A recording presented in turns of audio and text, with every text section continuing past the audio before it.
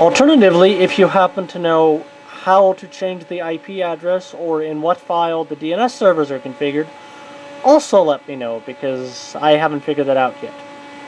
Well, I don't get to take all the credit for that because I didn't do much. I had someone else help me with examining the monitor with a debugger, trying to find out where the IP address is set, and it turns out there's a host table configured in the monitor itself. And changing it to a different IP address caused it to no longer find the FDDI controller, and I have not figured out why. Possibly some sort of overflow. It wasn't expecting the IP address it was given. I'll investigate that further another day. But anyway, I'm making progress.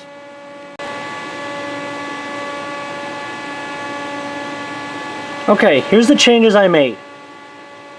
Once I turn off the focusing thing.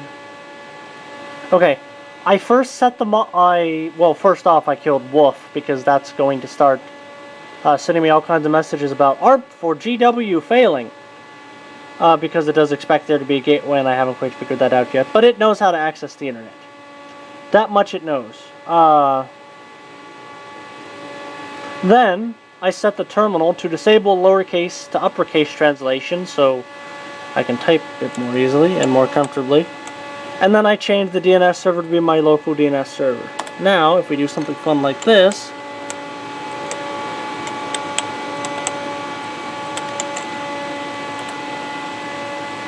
note how it works. Let's try logging in.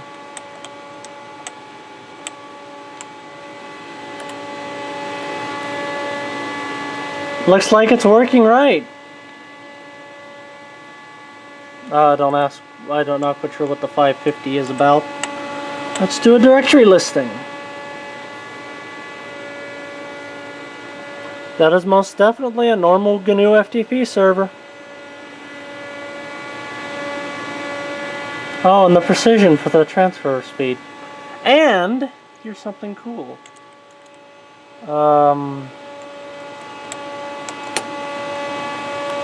No, this is going to fail because I didn't turn it on.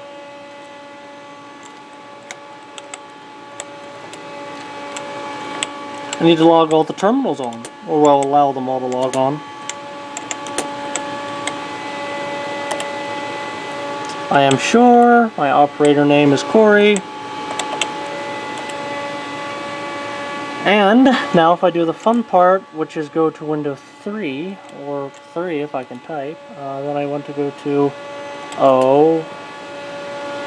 172.26.114.58 and not press return in the middle.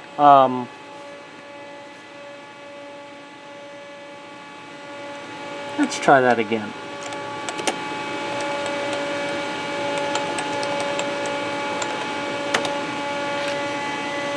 Note.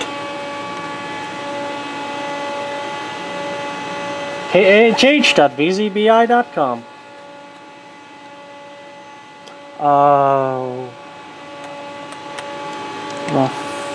10? No. 132.754, I think it is.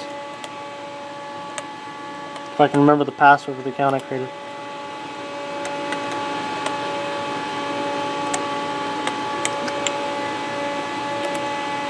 No, apparently I don't. But anyway, it operates.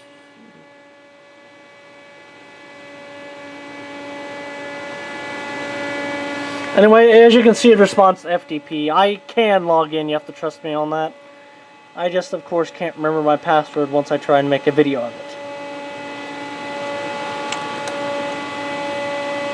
But it can access the internet, and I can access it. Not with extreme speed or anything, but I think that's limited by my SCSI disks over in that little enclosure.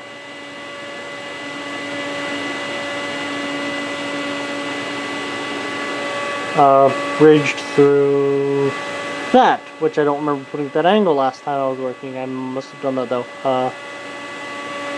Yeah, and then that just connects through a little adapter to that, which is how. And I have, I think, one drive in there. I should have multiple, but the other one was currently being used for test purposes, i.e. getting a stock monitor on here.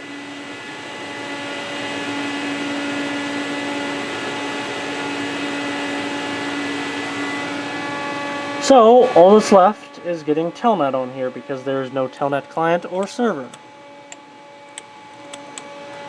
There's a telnet.doc, which is Telenet, not Telnet. It's just they could only have a 6-bit file name. So yeah, notify FDDI, and the light changed because it's operational.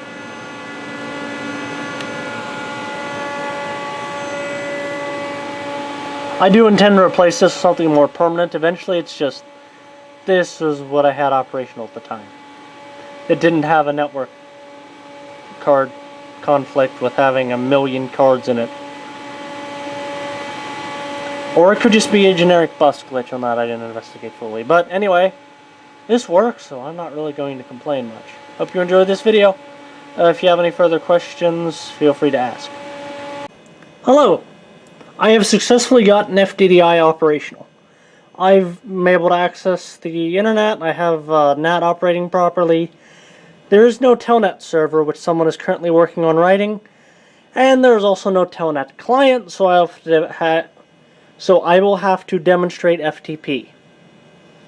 Which does work. I won't be downloading any files or anything, because it'll overload the unfortunate Pentium 2 I have to use, because none of the other systems I have will particularly like the card, or simply don't have a PCI bus, or can't handle the speed.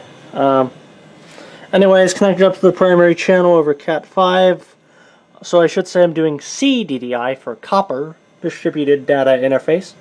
Not very distributed here with it being point-to-point and all. I'll be using the VT420, but I didn't feel like pulling out the setup because that means I'll have to change parameters later on that terminal server again. Because one of the things I'm going to demonstrate requires a different parity setting than everything the normal CompuServe tops 10. I'll also be demonstrating it with a Pentium 2 x86 system operating as a console. So don't expect a completely steady video.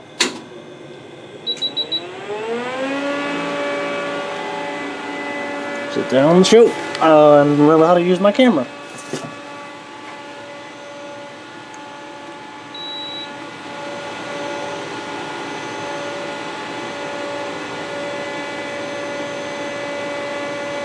I think I'll run boot and start out with that step.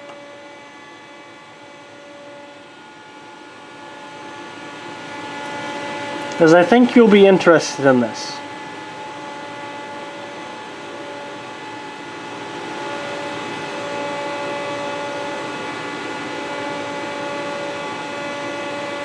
Honestly, I think I should just keep my tripod down here.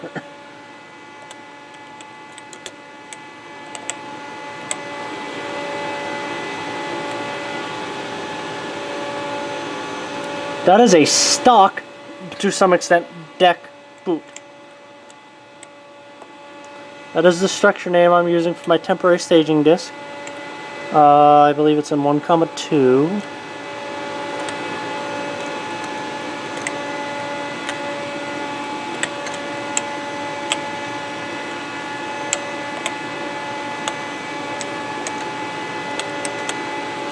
I think this is going to fail first try, which is going to be a bit inconvenient for me. No, never mind. And it's giving me garbage. But,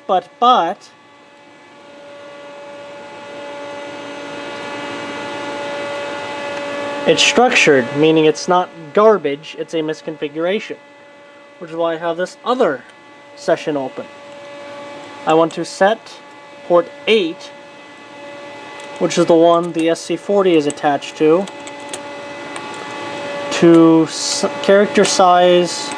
No, the symbol is char, not size. Characters to 7-bit. I want to set port 8. No, parity even. I have yet to figure out how to change that. It might need to be done at monitor generation. I suppose I could always, read the manual or the source, but where's the fun in that? And not set that correctly. Back to the one we're operating there, and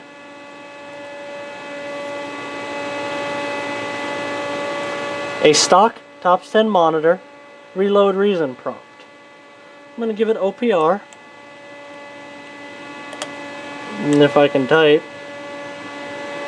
I'm not going to enter a date, and I'm not going to enter a time, because unfortunately it doesn't get very far. Because this monitor was not built with support for the not Duke device, that's a communications device, for the SX SCSI controller.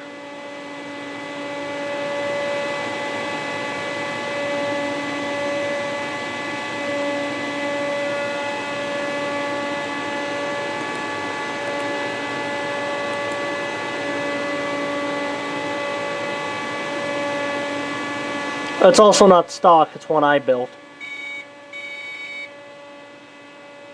And it's going to keep dropping there because it's just not built with the SX driver, because to run off SCSI, as far as I can tell, you require an SX driver, at least for TOPS 10. I've tried TOPS 20, but I can't get it to boot because, unsurprisingly, it's a TOPS 20 boot executable.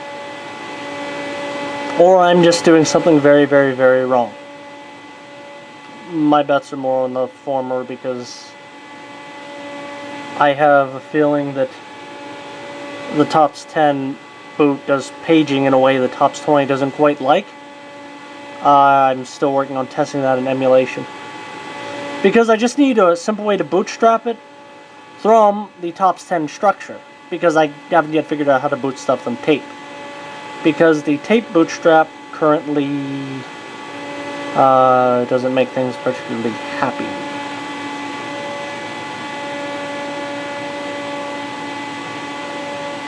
And so far what I figured out is boot a stock monitor on it required one of the mass bus channels, but I have no definitive evidence for that. Now let's show you TCP IP. Port 8 Cure 8, set port 8 parity. And I do apologize for the camera not being steady.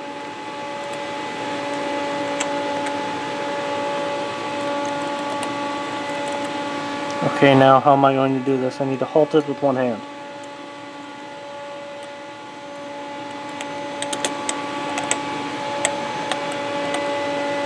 Let's put the stock CompuServe boot.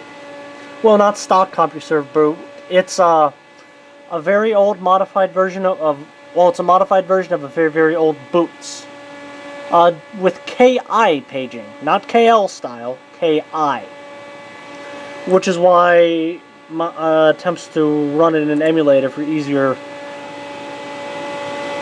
testing and disk analysis to figure out information about the SC-40 didn't go too well.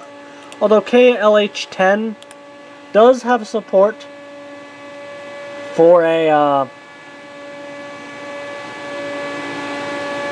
does have support for KI style paging. It isn't built by default, like there's no base KI distribution. You have to use a KI style pager. Well, you can do both synchronous or asynchronous. I can't remember what the makefile target is, but it's in the makefile. I'll probably put it in the description somewhere. I still need to test and see if this boot's there. Again, that's not going to work too well because I'm pressing caps lock because I'm used to a VT200 keyboard. Well, I'm not doing very good tonight. If I typed with more than one hand and use the tripod. And now I'm going to have to enter the date. Which is easier done with probably the same hand I was using, to be honest. 27...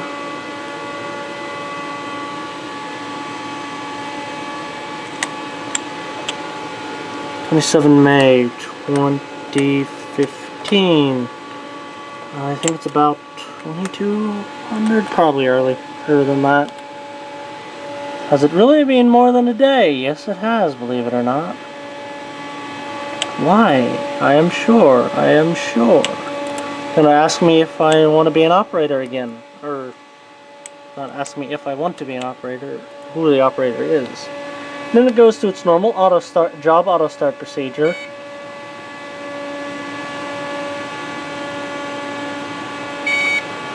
I don't care much about running billing, so... And the DNS server it uses by default I need to change. I haven't yet figured out where. It doesn't look like there's a resolve.conf, because I changed a file named resolve.conf and had no impact on it. Monitor. That's going to abort. That's going to have an error. I wonder if it accepts command shorthands. Nope.